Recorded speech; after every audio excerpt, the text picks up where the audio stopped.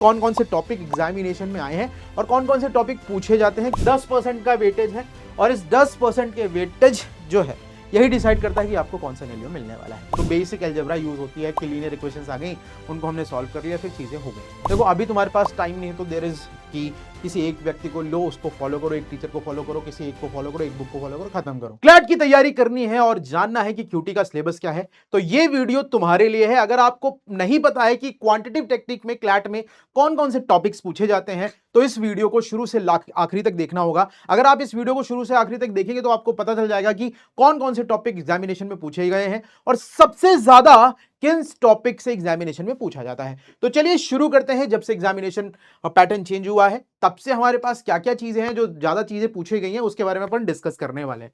तो सबसे पहली चीज तो अगर हम बात कर लेते हैं कि ओल्ड पैटर्न क्या था, नया पैटर्न क्या था। देखो भाई सिंपल सी चीज है, जब हम ओल्ड पैटर्न की बात कर रहे हैं 2026 से पहले जो क्लैट एग्जाम देता था तो उसमें requires direct knowledge of legal maxim and historical dates, build on isolated one linear questions, prior law knowledge is highly rewarded. ठीक है ना, ये कब की बात है, जब हमारे पास पुराना पैटर्न था। जब से मॉडर्न पैटर्न आया है क्लैट का तब से हमारे पास क्या क्या चीजें हो गई हैं कि endurance heavy reading, 450 words passage across all section, focused on extracting rules, inferring conclusion and interpreting data, no prior legal knowledge required, evaluate 12th standard reading skills and 10th standard math.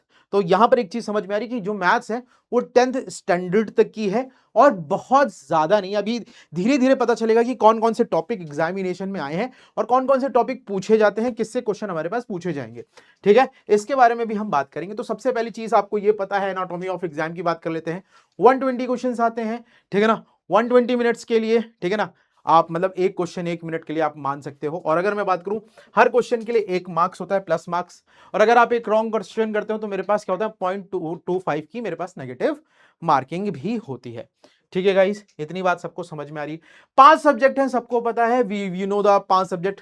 I am the teacher of QT, I am the teacher of quantitative technique, I am the teacher of quantitative aptitude या mathematics, जो भी आप कहना चाहें। ठीक है ना, तो यहां पर अगर मैं बात करूं तो there is the weightage of 10% mark, 10%। ठीक है ना, 10% का वेटेज है और इस 10% के वेटेज जो है यही डिसाइड करता है कि आपको कौन सा एनएलयू मिलने वाला है।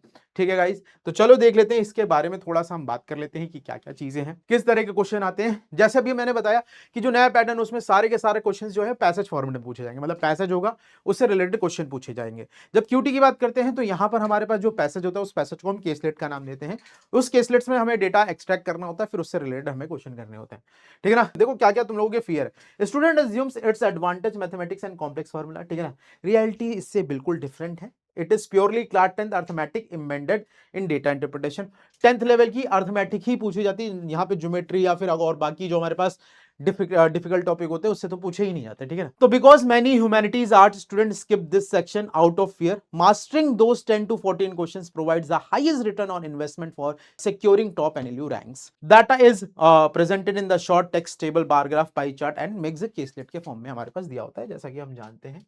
तो देखो भाई सबसे पहली चीज तो DI पूछी जाती है, कैसे करना होता है इसके बारे में बात कर लेंगे और थोड़ी देर में हम जान लेंगे कि हमारे पास कौन कौन से टॉपिक हैं जो एग्जामिनेशन में पूछे जाते हैं या फिर हमारे टॉपिक्स ही कौन कौन से हैं। ठीक है ना, तो सबसे पहले तो क्वेश्चन को हमें पढ़ना होता है। Read the question first, do not look the massive data table immediately, read the specific question to understand exactly what variable is being asked for. उसके बाद एक्सट्रैक्ट रिलेवेंट डेटा। ठीक है ना, break the data into parts, highlight only the numbers relevant to the question, ignore the intentional noise and filter data. ठीक है ना, apply approximation, execute 10th grade maths. ठीक है ना, तो बेसिक अलजेब्रा यूज होती है कि लीनियर इक्वेशंस आ गई, उनको हमने सॉल्व कर लिया, फिर चीजें हो गई। ये होता है हमारे पास। सिलेबस देख लेते हैं। देखो मेन चीज तो यही है इस बारे में। ठीक है भाई, हमारे पास टॉपिक कौन कौन से होते हैं तो भाई परसेंटेजेस आर द सबसे ज्यादा important topic, percentage and ratio and proportion. ठीक है ना, percentage, profit loss, ratio, proportion, mixtures, average and allegations, data interpretation, that is the main thing. Because data interpretation में ये जो सारे टॉपिक हमारे पास लिखे हैं, इन सारे टॉपिक से रिलेटेड ही डेटा इंटरप्रिटेशन पूछा जाता है। ठीक है ना, time and work, basic mensuration, elementary algebra, time, speed, distance, boat and time, boat and train, ये सारी चीजें हमारे एग्जामिनेशन में पूछी जाती है। तो अगर मोटा मोटा बात की जाए तो ये मेरे पास क्या है, सिलेबस है हमारा क्यूटी का। ठीक है, कैसे क्वेश्चन आते हैं आपको ये समझ में आ गया होगा। अब देखो भाई सिंपल चीज है, बहुत सारे लोग कहते हैं कि क्या करना चाहिए क्या नहीं करना चाहिए।